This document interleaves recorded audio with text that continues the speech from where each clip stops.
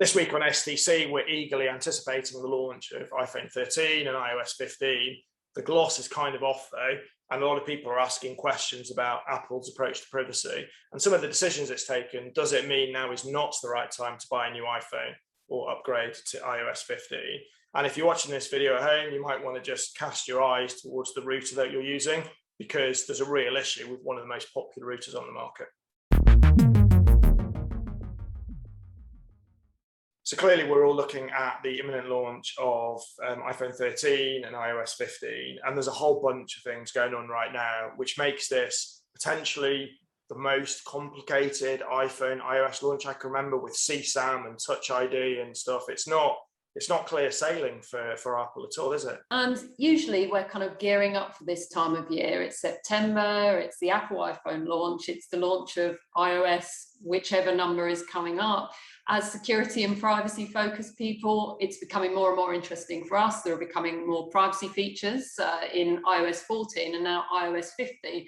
But now the whole thing's being clouded by this CSAM stuff, isn't it? Completely right. And I think the takeaway from CSAM is too technical for most people to understand, including a lot of techies, let's be very clear, really badly communicated, and it's left this aftertaste. So it's not as headline news as it was. But clearly, the privacy lobby, the Snowdens of this world have a fantastic opportunity now to attack big tech in a way that most users don't really understand, and clearly lapping up what's being said. Apple in iCloud has been doing this for a while anyway, has been scanning for child porn, as have Google, Microsoft, and everybody else. The difference here is the on-device scanning. 100%. It's really interesting. I mean, there's been Apple's kind of said that it does some iCloud mail screening. It hasn't screened photos in iCloud, and this is a really interesting debate for Apple, because it's not done the photos in iCloud because it feels that would be an invasion of privacy. So it's kind of whiteboard thinking was, we do it on the device, we don't breach that invasion of privacy. But obviously everyone's like, whoa, hang on, we're kind of cool with stuff in the cloud, but you're doing it on the device, and that's different. But look, I think take away. We'll talk about it. I don't. The options, if the alternative is Android, forget about it, right? Because your iPhone is significantly more private and secure than Google's device. So clearly stick with iPhone, but I do think there are some things you need to be aware about. And as we've said often on SDC, you need to look at your settings. I think actually for me, the two CSAM kind of child protection pieces of news that came out of Apple, both the iCloud Photos one and the iMessage one. The iMessage one is probably the more interesting one, because that's Apple innovating. There's no collated database of photos that it's checking for. That is pure on-device machine learning, trying to work out what kind of images are being sent. That has far more risk of scope creep than a very specific CSAM process. And I would welcome Apple taking a step back from that and saying, look, okay, beta, let's take a view, let's look at feedback. I think it doesn't want to jump into that particular icy pond feet first. It needs to think again. You've been looking at iPhone 13 and iOS 15, haven't you, Kate? And one thing, we're talking about Apple innovation and privacy. One thing I was reading recently, and perhaps you can correct me on this if I'm wrong, which I often am. I've been reading that iOS 15 won't be having a private relay by default. Is that correct? Not to start with, no. It's just going to be in beta. So you basically have to use that beta first. And I think from what I've seen, that's just because it's not ready yet. So it will come, but it's just not ready at launch. And this is the case with a lot of Apple features anyway. As we've seen before with iOS 14, we saw a lot of the features that we've been expecting, this kind of big bang launch to gradually filter throughout the year. We also know that Apple doesn't like to launch things unless they work properly. There have been a few mistakes, and with software, there's always going to be things that don't work as well. But that will be why it's actually happening. So no, we won't see private relay immediately, unfortunately. The other thing that's quite interesting to do with Apple is that we expected lots of Android users would be switching over to the iPhone 13. I mean, David, you've switched over, haven't you, as a long-time Android user? And a survey's come out by CellCell, who's someone who does surveys about, you know, who's going to buy which phones and why and that sort of thing. And the survey says that a very small proportion of Android users, actually less than last year, only 18%, are saying that they're going to switch to the iPhone 13. The things that have put them off, the main thing is actually the lack of Touch ID. I think the survey says it comes in here because possibly a lot of Android users don't actually realise just how good Face ID is on the iPhone. And for most intents and purposes, it does make Touch ID redundant. Yeah, absolutely. Well, it's interesting. CSAM didn't really figure in that list, but I think, you know, you talked about private relay not only being in beta, and I think that's only, it's clearly not working.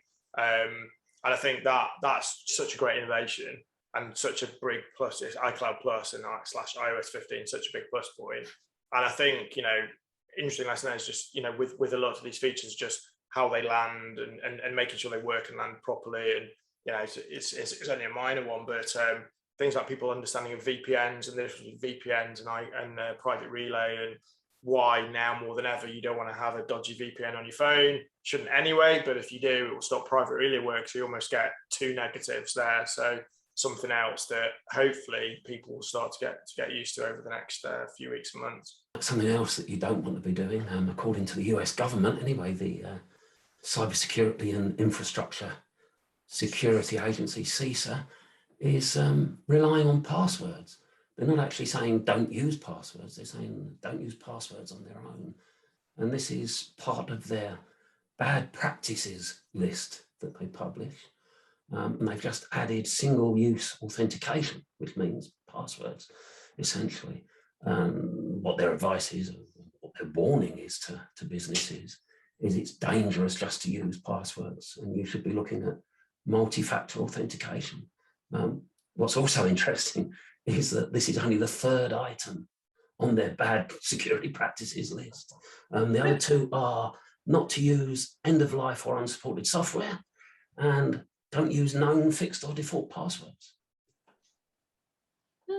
So 2 password related ones and one about patching. I guess they're good advice, but it's not nearly enough, is it? That's crazy.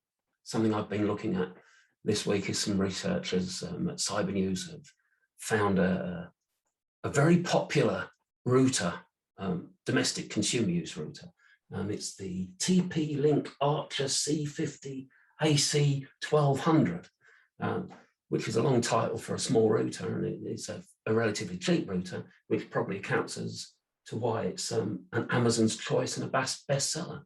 But what these researchers found is that it comes by default out of the box with a whole bunch of vulnerabilities that can be exploited in the firmware, and also with the web management interface.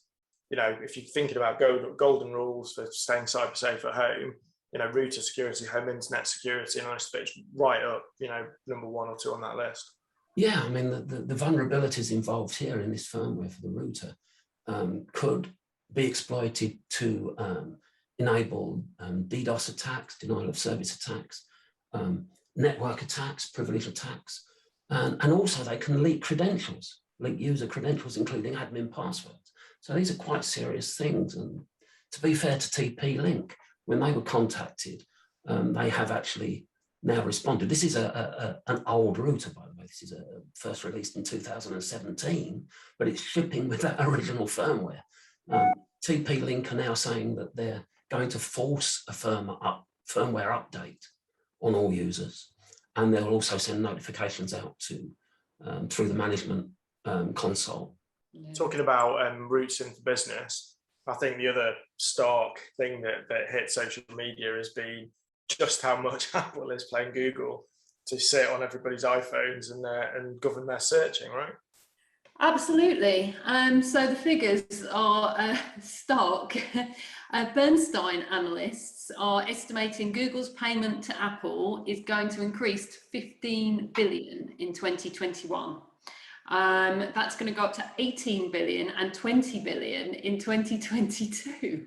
So it's absolutely crazy money. What a lot of people don't know is that Apple and Google, in fact, a lot of people do know, but a lot of people don't. Apple and Google used to be very good friends. When the iPhone launched, Google's Eric Schmidt was actually at the iPhone launch. He used to be on their board, and the two used to work really, really closely together. Apple and Google fell out over Android. There was further kind of dissatisfaction and anger over Google launching Chrome as well, because Google actually stole some of the Safari devs at the time.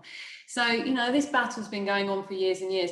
And now we've got this privacy battle happening between the two as well. Not as obvious as the Apple and Facebook one, but there is an Apple and Google battle going on in the privacy space. In the background, we've got this search deal going on. Well, this is a really interesting one, isn't it? And people have to see search and browsers are not the same. And if Apple was sitting on this call, they'd say, yeah, but Safari blocks trackers. You know, we work with DuckDuckGo, they audit the tracker list and all the rest of it. So whilst Google is doing the search and is generating revenues from just the SEO terms and the ads that it runs and everything else, what it's not doing is doing the cross-site tracking, which is, we've talked, last weekend we talked about Chrome and cross-site tracking, which is a real issue. You don't get that with Apple. I love DuckDuckGo. I love some of the alternatives, but anybody who's ever used Bing will know what a wonderful experience that is. Google works, and Google is the best search engine there is.